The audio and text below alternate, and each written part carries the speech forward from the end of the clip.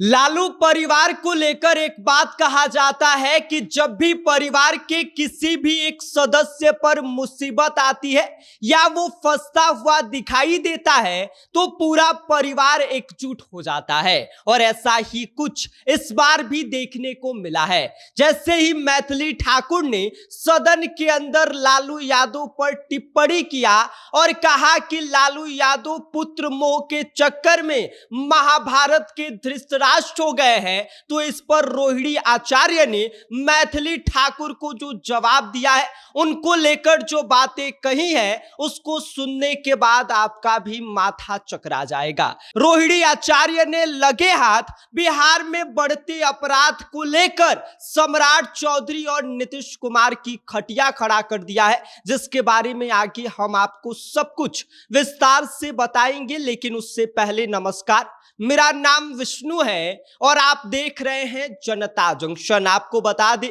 कि लालू प्रसाद यादव की बेटी रोहिणी आचार्य अब उनके समर्थन में आकर खड़ी हो गई हैं।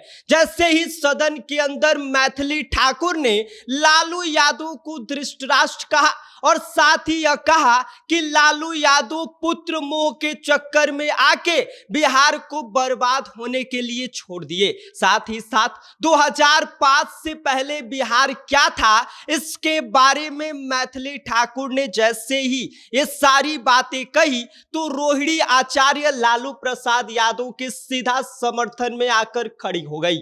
और इसको लेकर रोहिणी आचार्य ने कहा कि सदन में सत्ता पक्ष की एक नौसिखिया सदस्य है, उनको अपने जन्म से पहले के शासनकाल के बारे में पढ़ने को दिया गया था।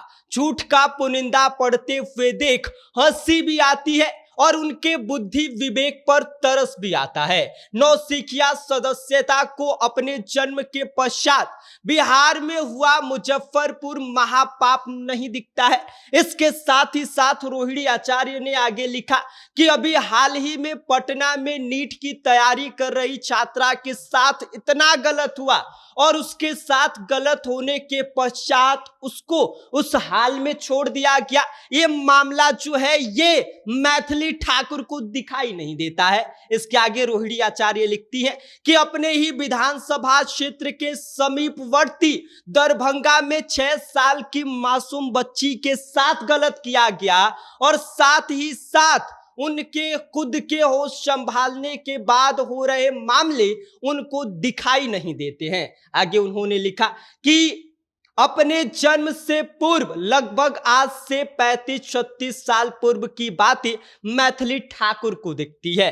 और इसके साथ ही रोहिणी आचार्य ने कहा कि पूर्व में जो हुआ ही नहीं उससे देख पाने, उस पर बोलने के लिए उससे जरूर कोई ना कोई अंदर से प्रायोजित अंतर्दृष्टि ज्ञान प्राप्त हुआ होगा। इसके आगे लिखती है कि अपने होश संभालने के बाद और वर्तमान में जो घटित हो रहा है उससे नहीं देख पाने और उस पर चुप्पी साध लेने से वे खुद को खुद ही लेडी धृतराष्ट्र की श्रेणी में रखने स्थापित करने के लिए लालायित भी दिखाई दे रही हैं। और ये जो बातें हैं ये रोहिणी आचार्य ने, जो मैथिली ठाकुर है, उन्होंने जब लालू यादव को लेकर सदन में टिप्पणी किया उस पर जवाब दे दिया कि आप खुद ही लेडी धृतराष्ट्र बनती हुई दिखाई दे रही हैं, क्योंकि आपको जो आपके वक्त में हो रहा है नीट छात्रा का मामला आपको दिखाई नहीं दे रहा है। इसके साथ ही दरभंगा में हुई मासूम बच्ची के साथ जो घटना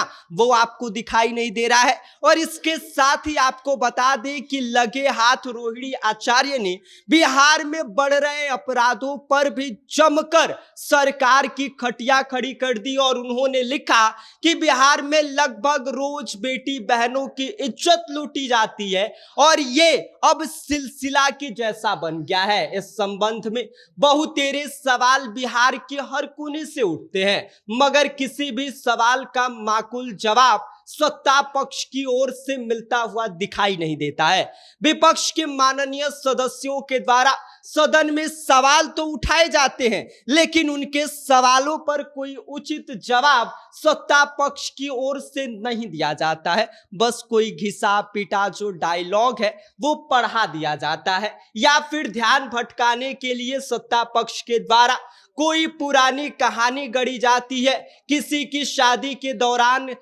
लूट की गई, जो झूठी बातें हैं इसको फैलाने की बात कही जाती है, जो सिर्फ और सिर्फ किसी को बदनाम करने के मकसद से पूर्वाग्रह ग्रस्त लोगों के द्वारा बनाई गई थी, जिसका कोई सबूत किसी के पास ना तो पहले था और ना ही आज है। और ये जो बातें हैं सारी ये रोहिणी आचार्य ने अपने पिता के समर्थन में आकर बोली हैं। साथ ही साथ रोहिणी आचार्य को लेकर सदन में भी सवाल उठाया गया था सत्ता पक्ष की ओर से, और यह कहा गया था कि किसी लड़की की शादी के वक्त पूरे बिहार में जो गाड़ियां हैं उनको लूट लिया गया था, और इस तरह की बातें कही गई थी, जिसका जिक्र करते हुए रोहिणी आचार्य ने जो है वो सत्ता पक्ष को याद दिला दिया कि आपके वक्त में क्या हो रहा है। साथ ही साथ मैथिली ठाकुर को भी याद करा दिया कि आपको आपके वक्त की चीजें दिखाई नहीं दे रही हैं। बाकी इस पूरी वीडियो पर आपकी क्या कुछ प्रतिक्रिया है,